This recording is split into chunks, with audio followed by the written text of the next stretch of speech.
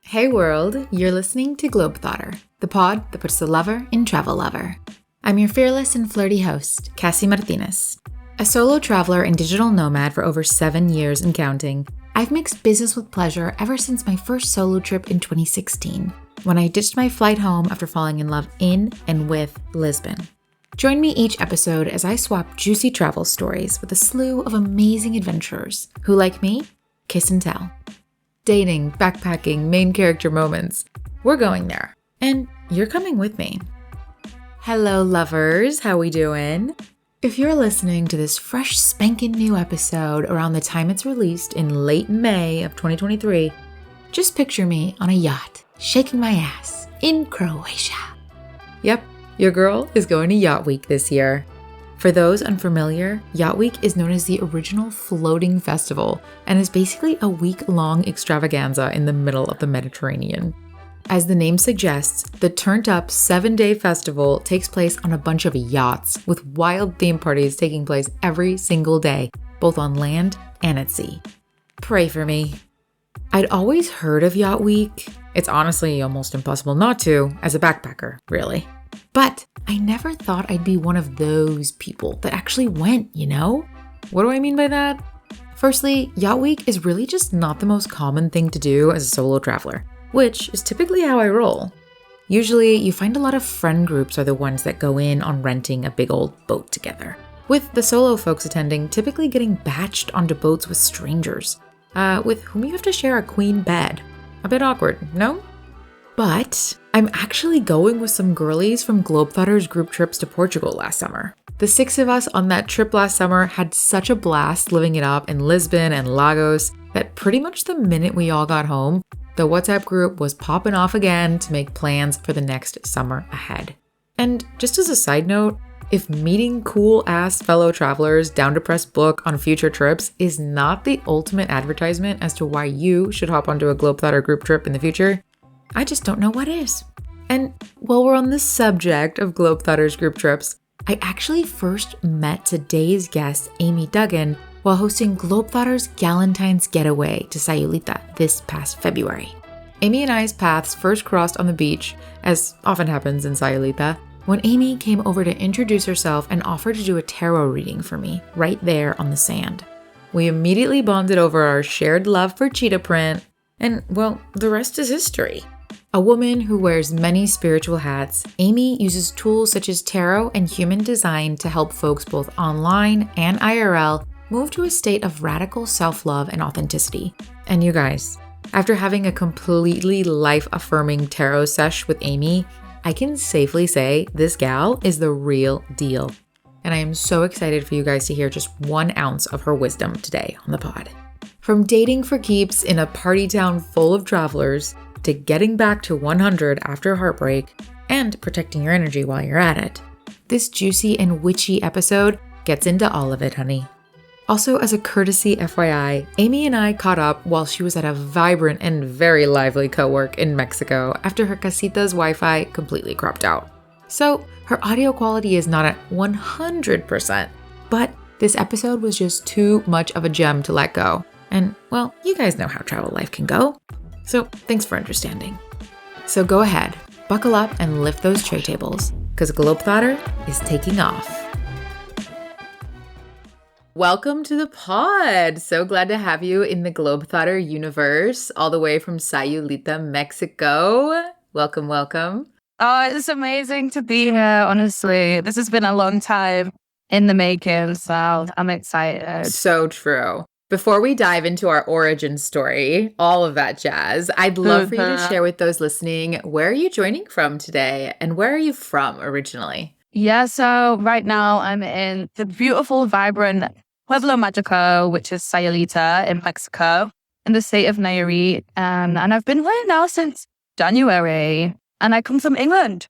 I'm from Manchester. I'm a Manchester lass, born and bred. Love it. Love it. I mean, one of the first things I noticed about you was that like sultry, super cute accent. Hello, we've got a Brit on the pod. I love your British accent. Honestly, my poor British friends that I've met over the years, like, they just get so roasted by me and my terrible accent all the time. Like, they'll just say like a normal thing and I'm like, schedule. And they're like, please stop. Stop. I Stop. love it. So back to where we met. We actually did meet in Sayulita back in February. I was there hosting Globetotter's Galentine's group trip. And you and I met on the beach in this kind of magical way. You want to tell us a little bit about what you were doing? What was up?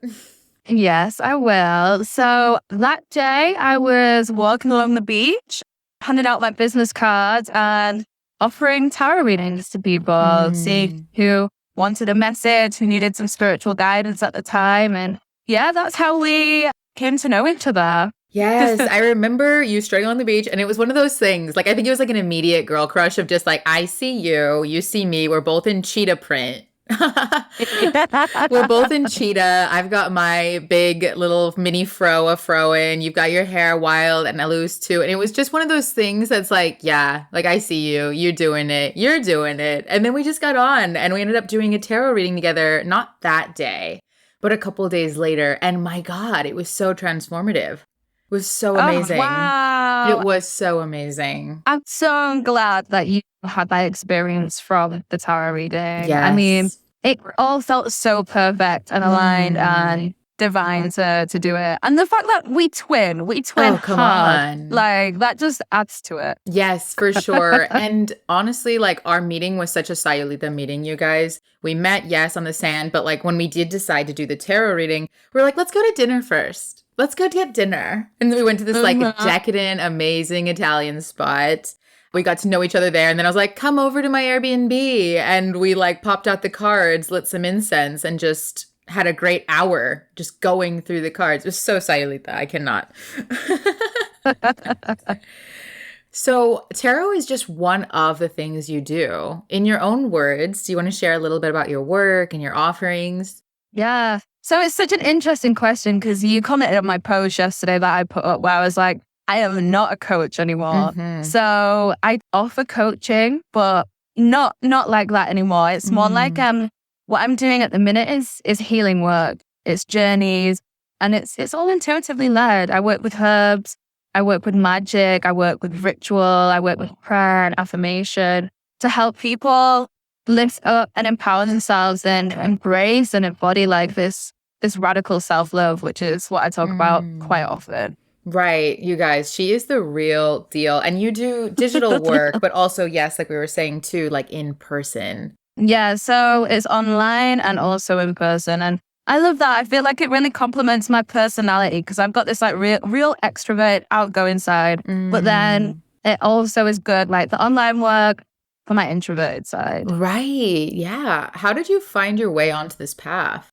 Oh, such an interesting question. This was you know what? And I feel like with everything, how we connected as well and what we were talking about, it was to do with love and relationships and healing from heartbreak, actually. In 2017, I was in an incredibly toxic relationship and I needed to kind of heal myself after coming out of that. And yeah, that's how I started this pathway. Nice. And we talked a little bit about how it's evolved. Like you in the beginning say we're a coach and now it's just become this full kind of encompassing offering.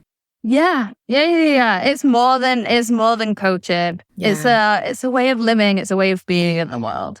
I love it. I love it. So how long has it been that you've been living and like kind of posting up shop in Sayulita? So I first came here in October and I found Sayulita in the most Sayulita way as well. I never plan my travels. I go to a place and then I'm like, okay, I've been here enough time. Let me find the next place. Right. And I flew into Puerto Vallarta, which is a city like an hour away from Sayulita. And I was just reading through, like one of the Lonely Planet books.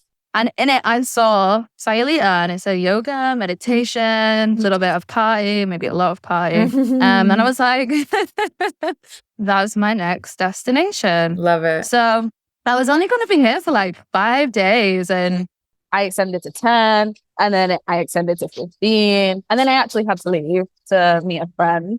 But after that, I was like, I need to come back because the energy here is just, you can't like put words to it. You cannot put words to it. I agree. I agree. And it's like when it's aligned, boy, is it aligned. And it's one of those places like it's classic, people extend. Like one of the gals who went on my group trips, like this is kind of the ideal scenario. They were digital nomad. And so they just stayed. They stayed. Like they hit the month mark the other day, you know? Amazing. And there are a few places out there that I really do think have this effect, this vortex, pull you in effect. And touching on another note that you just mentioned, it's so funny when you read the blogs or you go through the Lonely Planets, like when people talk about Sayulita, they always under talk about the party element. Like I've never truly seen someone like really talk about how crazy the nightlife is in Sayulita. Like everyone's like, shh, it's a yogi place. It's a quiet surf town. I'm like, you guys are crazy. Like this place is nuts. It's like, it's chaos. It's not even calm chaos. It's not gentle chaos. No. It's chaos. Dude, let me tell you. It's amazing. It is. And when it hits, it hits. And, you know, it's taking me back to one of the offerings of yours that I actually went to when I was in Sayulita. It was the day before I left town. You were hosting like a new moon ceremony. And we met up. We went to the beach. And literally like 100 feet away from us was this like raging party. Like, I'm talking like the best mix you've ever heard. I was like, damn. And there we were laying on blankets looking up at like, you know, the stars and making, you know, intentions and burning what we wanted to let go. And it was the yin yang that is Sayulita right there. It's definitely like a place of polarities. And I remember we were talking about how like when you're here, there's like different slipstreams that you can like flow on. So you can like flow on like the party wave if you want, or like you can do the more kind of like alternative spiritual stuff as well. And I think like when you get the best of both, it's just perfect. Right. It's what's your flavor. And it totally depends on what day of the week it is. Like, what do you want to indulge? And, you know, what part of town you're living in. Like if you're like far away from like the hustle and like the loud music that goes till like 5 a.m. in the city center, like you could be like waking up at 5 a.m. instead of going to bed at 5 a.m. Like it just depends. It's so true. It really does depend. Oh my gosh, love it.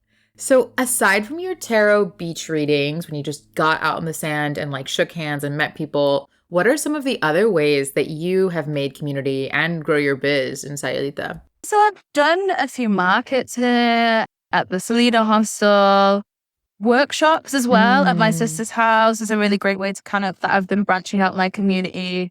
And then also online, like before I came here, I had a small community on Instagram, small connected community. So yeah, it's kind of just like evolved from there. But I love doing markets. I think that's so much fun. Yeah. Like I just love the whole vibe. Like you get to meet like different creators and see what people are offering. Yeah. Yeah. That's the Mexico, well, Sayulita specifically vibe is like, it's like a Saturday, people wake up and like kind of go to a hippie market or what, how would you set the scene for us?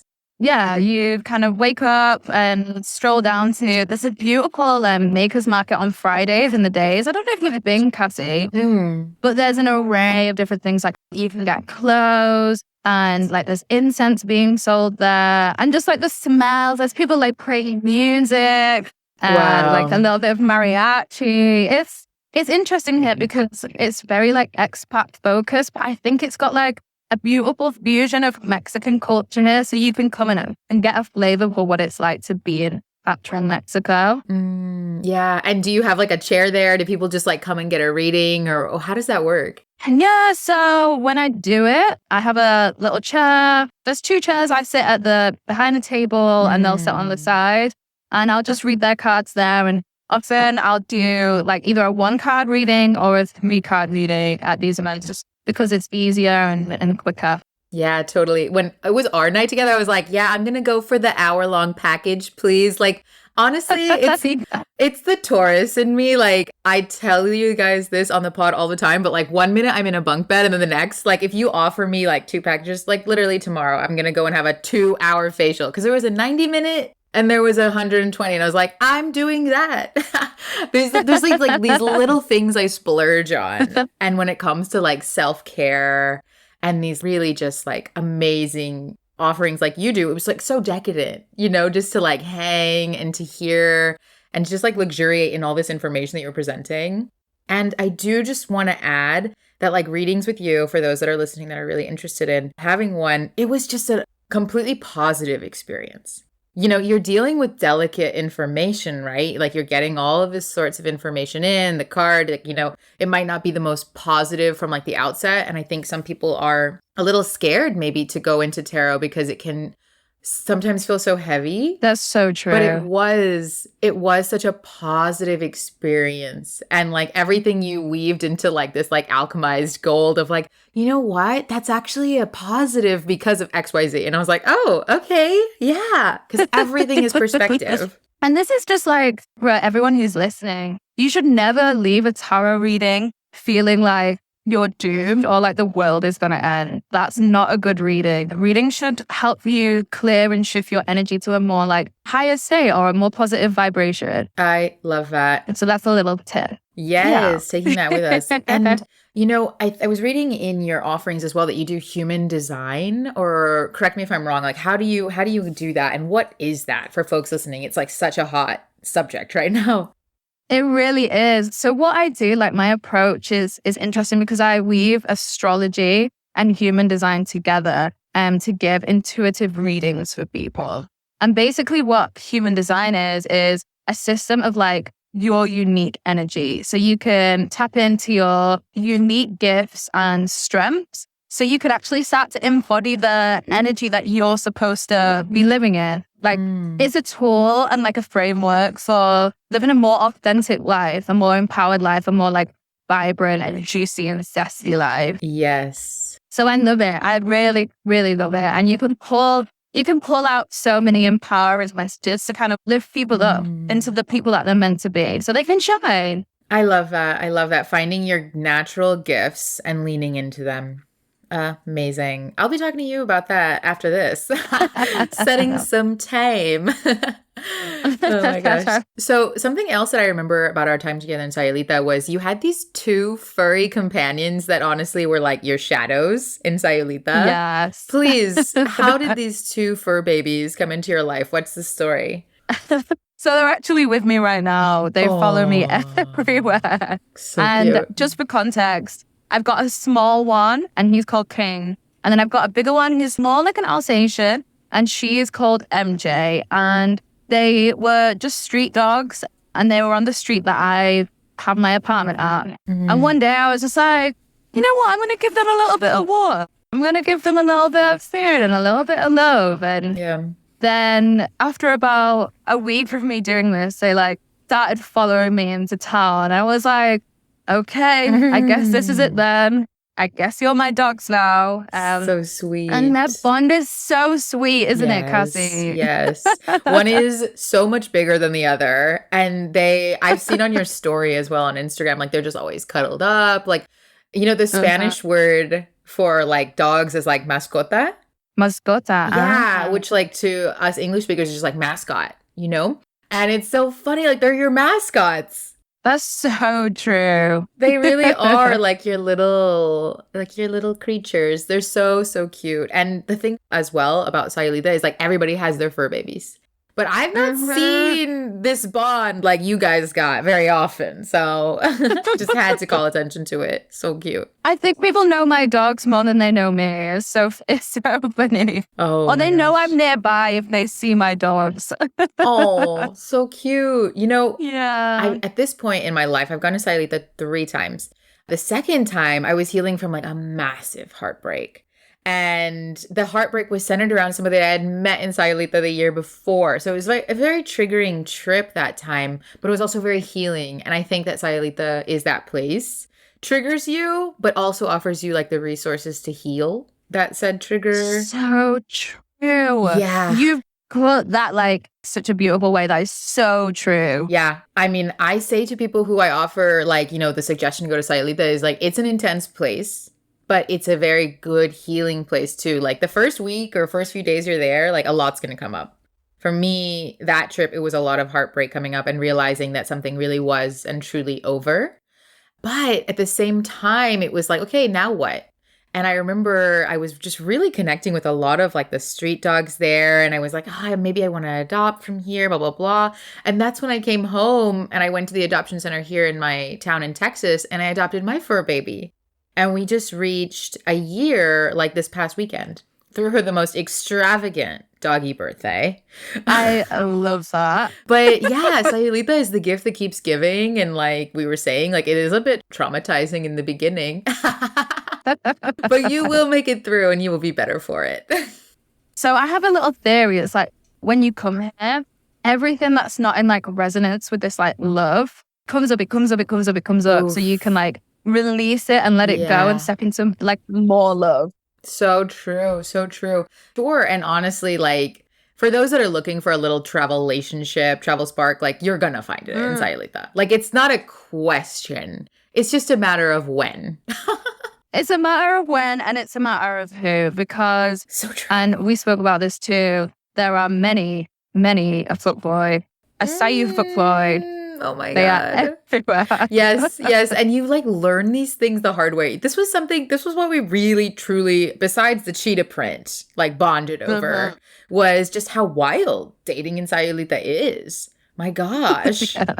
I think because it's such a transient town, isn't it? So there's people coming through all the time from different places. And, you know, there's so many beautiful people here. Oh, gosh, yeah. Oh, like so many. And I think people have many, like different options. So there can be an element of love being discarded like quite easily, or even friendships being discarded quite quickly and easily. Yeah, I agree. You know, whenever you're in a transient place, Sayulita being one of them, but also just these kind of like big hubs that draw in a lot of travelers and sort of travelers that stay for phases and chapters. Like there is just this like, you know, sliding doors sort of energy of people coming in and out. And you put it really well. Like, I think it can cause some people to have this sort of casualness that can feel like coarse. Like, it's like, whoa, hey, you know, like we're both romantics through and through. Hello. But I think sometimes when people approach like that casual dating or like even casual hookups, like it's like, hey, just because we're, you know, not necessarily like a serious relationship doesn't mean there needs to be this coarseness or detachment in such a heavy way. My gosh. Yeah, it's true. It's like the communication piece. It's like, all right, let's have casual relationships, but please can we also communicate and be honest about where we're at?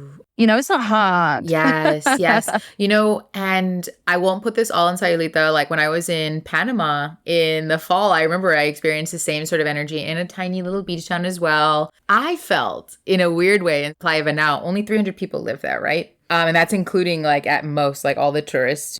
And what I felt like was like people didn't want to be romantics. Nobody wanted to go on dates. There was a lot of like secret keeping of like, oh, who's hooking up with who? Oh, but they're not open about it. Oh, they're suddenly open about it. They've reached a stage where they're open about it. Like it was just a lot going on. And there was that very sexy energy in the air too. Like all of us are in our swimsuits all freaking day long. It's a lot. Like half naked. It's a lot. Like it makes anyone else caught under the collar, you know? Like it's understandable. Yeah, exactly. And more feels like more when you're in that kind of mindset for sure. It's like, I mean, well, why would I settle down when there's like someone new coming on the bus? And it's like, no, honey. It's so true. It's like another friend of mine said here, like, don't come to Sayulita if you're looking for a committed relationship. Ooh. And that one was like, that. I was like, oh, okay, really? I want to tell you all, though, actually, I am in a committed relationship at the minute. Hey. Yeah. And I did find him in Sayulita, so. Yes. You know what? I do really feel when people say those sorts of things to you, it's a projection.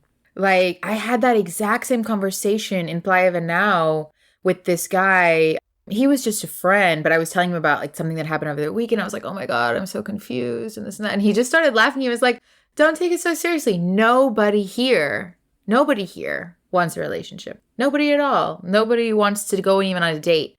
And I was like, just because that's your reality doesn't make it everyone's reality. But that's the funny thing about silos and who we keep in our circles.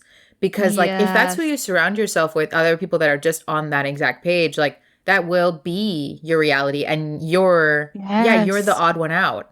It's a very odd feeling. And then you're like, then you go to somebody else, like say, we all have those friends that they're all couples and we feel like the odd duck. It's all about who you surround yourself with.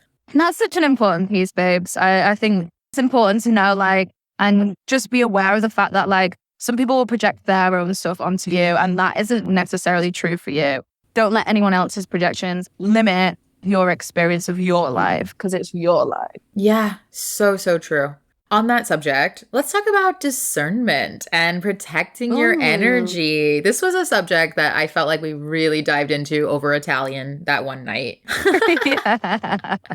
Particularly when you're in a town full of travelers or folks that are, quote, in that purely party mindset, like using discernment, protecting your vibes. Do you have any tips for, communicating intentions or your boundaries early? Yeah, so I mean, again, it's been like a process of trial and error of like having to learn the hard way in order to know what my boundaries are and how to discern things. But I basically make people go through a calling process now. Like, that is the situation. It's like, I need you to show me who you are. Yeah. And if your actions align with what you're saying before anything happens. Yeah. So true. Yeah. So true. And I love what you said as well of it's trial and error. I think we can be so hard on ourselves. I was listening to this podcast. I talk about this podcast a lot on this podcast, but it's Matthew Hussey. Maybe you're familiar with him. He's a fellow Brit. I've never heard of him. He is basically like a love coach, a love and dating coach. He hosts a pod and basically, he got like a listener write in saying, oh my gosh, I feel so terrible. Like I ruined this relationship. I knew I was being too clingy and I did it anyway. And the whole moral of the story, like he was having downloads in this. I was like shook listening. He was saying he was like, maybe on a conscious level, you knew that you were being too clingy. You knew that you were doing this thing, or maybe you weren't exercising, in this case, your boundaries or whatever. But it took that thing and it took that experience for it to really set in your head like, oh, this is what my boundary is. Because you may be listening to this and you may not even realize you have boundaries or what they are. That was another thing that you said. Yeah, I never knew what my boundaries were. Exactly. Or like, what is a pattern? Like, you just may not even be there yet. Or maybe that's developing for you, that understanding. A lot of this happens as we get older. Like, I'm 31 now, I think. But like, yeah. It's so, so true. Like things need to happen in order for you to know what you like, what you don't like, what you will accept, what you don't accept. Gosh. It's true. And I think it's really helpful to have the perspective where you're like, okay, relationships are portals for growth and more self-understanding. And if you look at it in that way, then no relationship is a failure because ultimately you're coming into more wholeness and more self-understanding within you. Yes. Oh my God. Preach. The portal. It's so true. I think I had a mind-blowing moment listening to another podcast about that. This one was actually a podcast about like Carl Jung and like all of his teachings. It was amazing. And it was this kind of circle of like older scholars just breaking down different topics that he had talked about. And this was about love. And what someone at the table said that I just was so like mind blown by was that love, exactly like you're saying, it is an invitation into the self because the, simulation of going through love and deepening your love with someone else, like we oftentimes think it's about us, but no, it's about you and what that other person is bringing up for you to work through and like triggers to heal and to go deeper in. I was just shook because I think, particularly we as women, we see how much TV, how much mass media talking about love and it's about pleasing the other person or going super deep with the other person. But you got to be good with you. Yeah. It's not going to work with anybody else until you're good with you. Exactly. And like, how are you like holding yourself when these triggers do come up, especially in relationship? Because they do, like I'm sure you know about attachment theory and the anxious avoidant dance and becoming more secure. Like that whole process is like you having to learn how to be with all of these parts of yourself that either want to like cling on or hide away. So true. So true. And I think, what we're talking about, which is like protecting your energy when you do enter the dating world or, we all have needs. Say you want to like have a casual hookup with somebody or maybe go deeper, whatever. You're coming across all their shit too. It's like you're two galaxies meeting and they may not be like doing the work or whatever. And so them being cold to you or detached or moving on to the next, like right after you and like breaking your heart in a way. Like, again, that has nothing to do with you. That's their thing. I think that's so critical. Exactly. I think in those moments, just it's coming back to that discernment, checking in with yourself. And it's like, is this something that I really want to do? Oh, And yeah. just having like a little pause, like, do I really want to do this? And then doing it if it feels like a fuck yeah in your body. Oh, yeah. I love that. Take that one with you guys. Does it feel like a fuck yeah in my body and mind? So true. You know what? I definitely can relate to what you're saying about maybe like having somebody go through a few hoops first. It's never a bad idea. It might make your dating pool smaller. That is a good thing. That is such a good thing because then, you're actually gonna, it depends what you're looking for, but if you're wanting like meaningful connections that don't necessarily have to like turn into life partner energy, but you want something that has actual intimacy, then that is the way you can get it. Yeah. And that's been such a like beautiful learning for me here. It's like, just make them jump through a few hoops first if you're wanting that meaning. Yeah, totally. It's a beautiful feeling to come across like maybe a situation that you've been in before and choose differently. Like every day is a new option. Oh. Every day is a new choice. Like you could be there next Tuesday and just choose differently. Exactly. And I think as well, like everything is so like day to day So here true. that it's so possible to just like, okay, tomorrow I'm gonna do things a little bit differently and that's fine. Totally.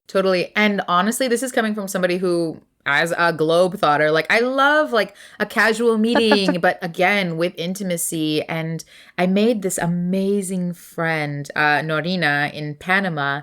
And she was this like fairy-like presence, very similar to your energy of just like witchy. And I love surrounding myself with these type of women these days. And she was saying similar to what our conversation is. She honestly had broken up with her life partner for a while, like just a year ago. She's like, I'm not ready for another relationship, but I am ready for great intimacy.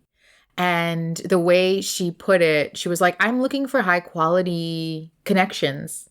And I think that we can all relate to that. Nobody's looking for a low quality connection, whether it be casual, long term, short term, midterm, whatever. We just want high quality. Exactly. The type of feeling that like after they've left, do I feel like shit? Like that's a good question. Basic. That is a good question. And that's like, if you feel like shit afterwards, then you should not be seeing that person. So and true. I think we've all had that, right? Like where we've had an encounter with a person and afterwards we've been like, oh my God, what? Like that was not good. Yeah. Listening to that feeling and just like doing different next time. And I think a critical part of this, and I'd love to speak to it like with your wisdom, is like how to be gentle with the self as well. Like that, like, oof, that day after, or after you've gotten your heart broken, or maybe you just weren't on the same page with somebody and you've both realized it now. Like, what piece of wisdom would you give to somebody who is going through that moment?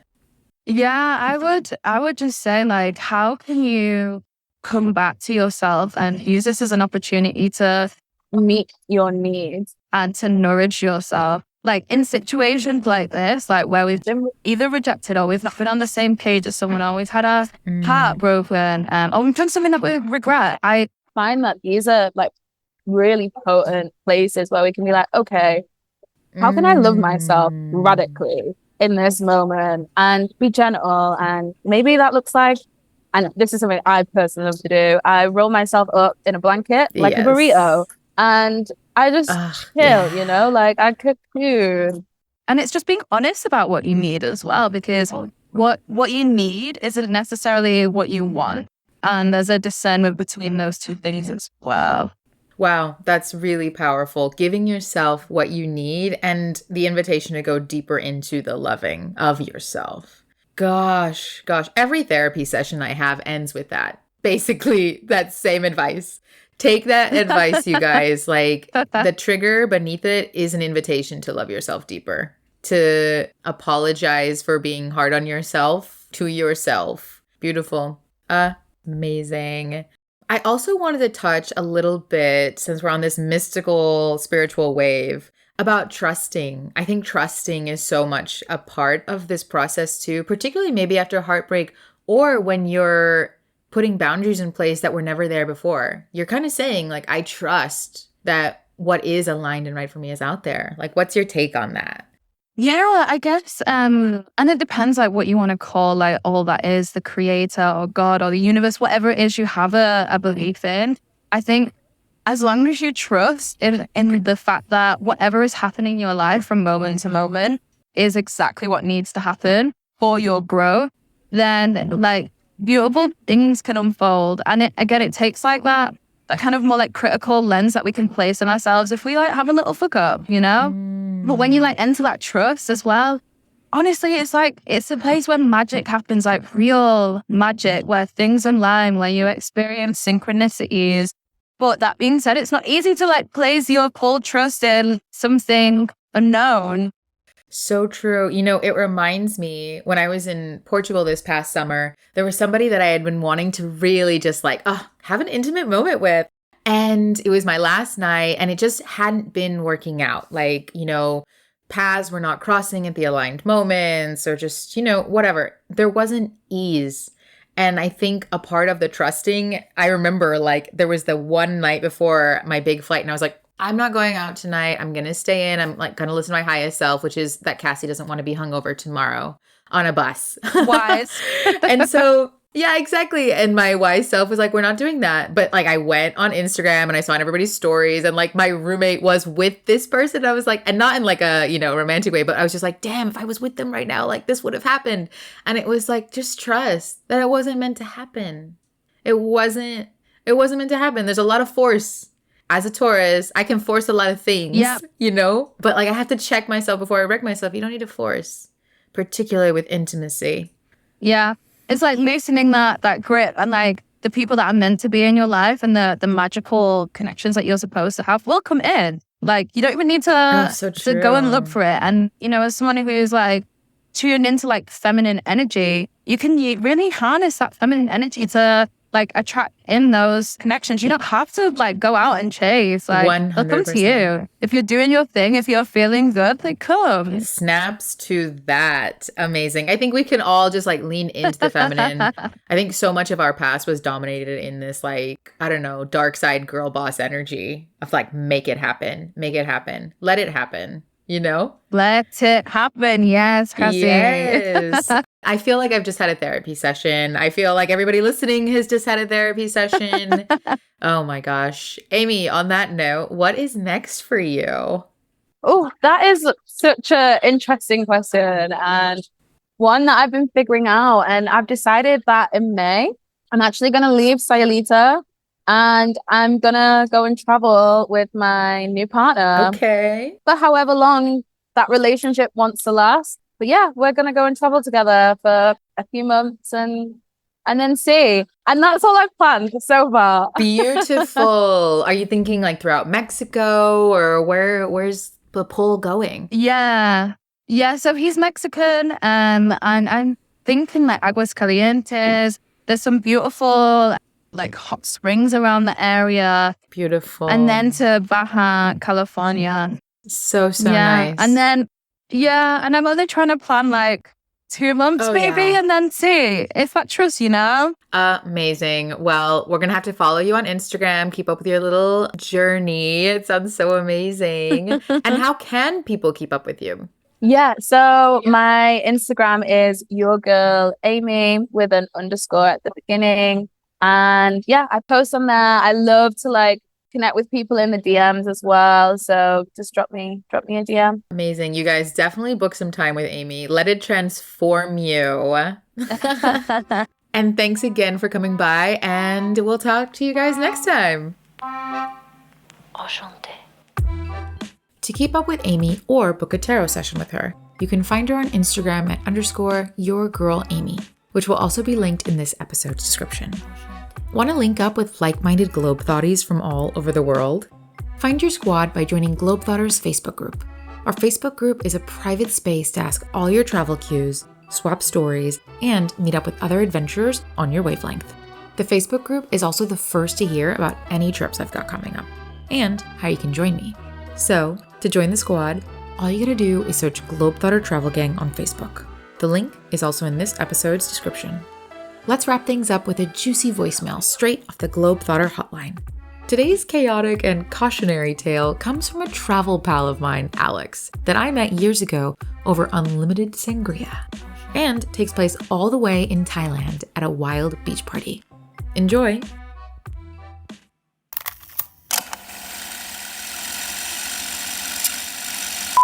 So I was in Thailand at a wild beach party, and I am a pretty straight, kind of like masculine looking guy.